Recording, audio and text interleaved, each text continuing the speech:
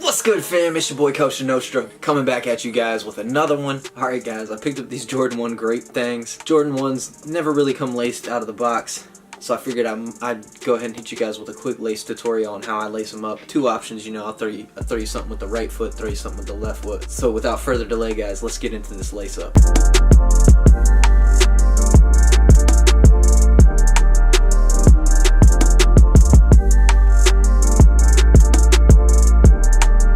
First and foremost, just make sure your laces are even, which of course they are not.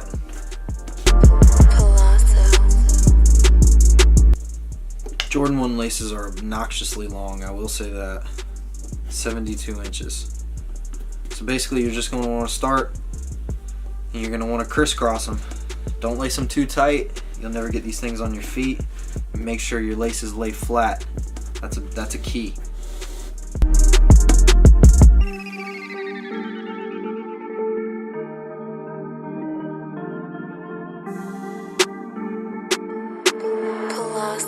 Getting them Benjamins.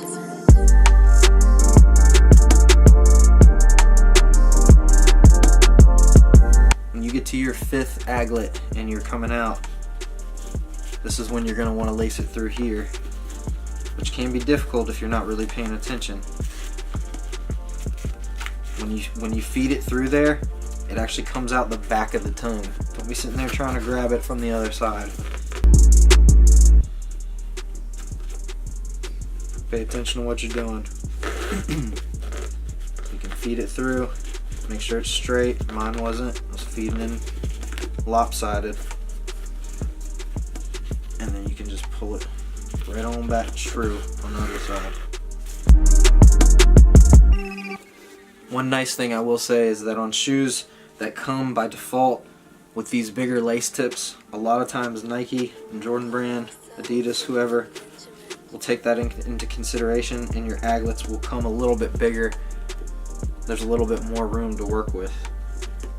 Personally, I'm going to take this off.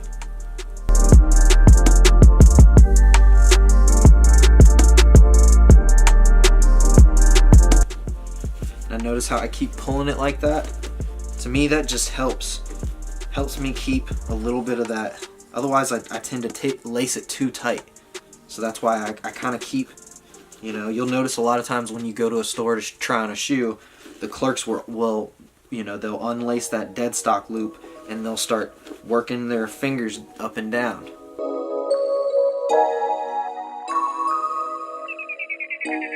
Now to me, we're really getting to a point where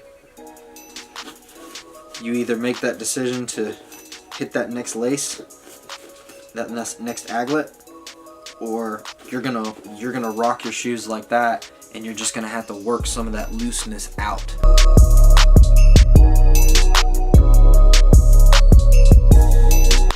So we've got that loose lace look. Lace tips are just barely popping out, but that orange, you know, it really stands out. It really does something. Adds a little something else to that shoe. Alright guys, let's get into shoe 2, and this one I'm gonna lace a little bit looser.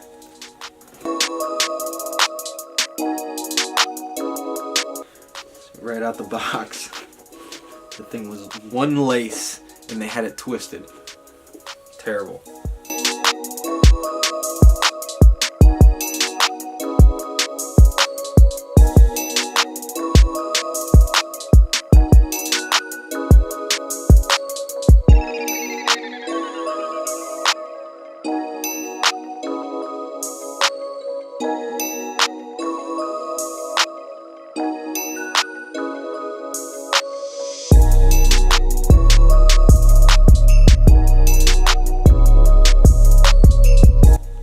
Personally for me, even when going for that loose lace look, it's easier to lace them up a little tighter and neater just to keep everything straight, and then go back and work your length back out of the shoe. Kind of like we did on the first shoe, we're just going to work more of it. We're going to probably keep the shoe, the laces are going to stay down one aglet, and we're going to keep the shoe a little looser, you know, at the end.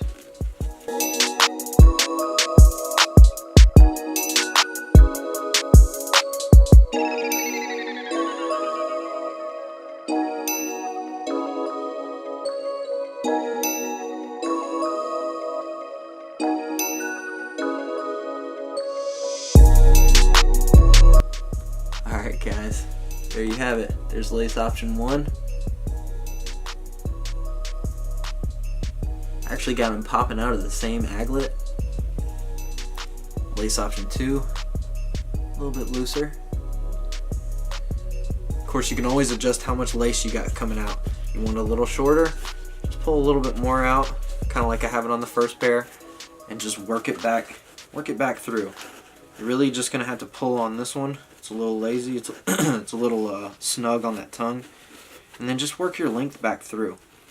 You know, if you gotta pull sometimes, there we go. And just work that length back through. And of course, guys, throw your sneaker shields in there, and let's get into some on feet.